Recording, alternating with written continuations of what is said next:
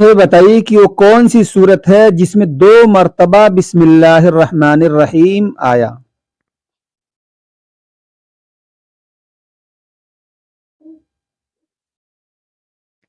وہ کون سی صورت ہے؟ جیسے ہر صورت کے شروع میں بسم اللہ الرحمن الرحیم رہتا ہے، وہ کون سی صورت ہے جس میں 2 مرتبہ بسم اللہ الرحمن الرحیم آیا؟ سورہ نمل۔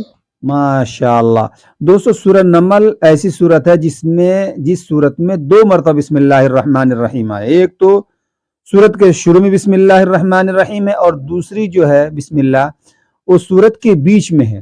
اس صورت میں 2 مرتبہ بسم اللہ الرحمن الرحیم آیا۔ اچھا یہ بتائیے وہ کون سی صورت ہے جس صورت کو قرآن کریم کا دل کہا گیا؟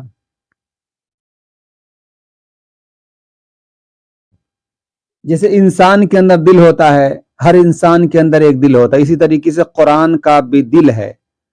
اور وہ کون سی ایسی صورت ہے جس صورت کو قرآن کریم کا دل کہا گیا؟ سورہ یاسین۔ ماشاء اللہ تبارک اللہ دوستو، سورہ یاسین ہے جس کو قرآن کریم کا دل کہا گیا۔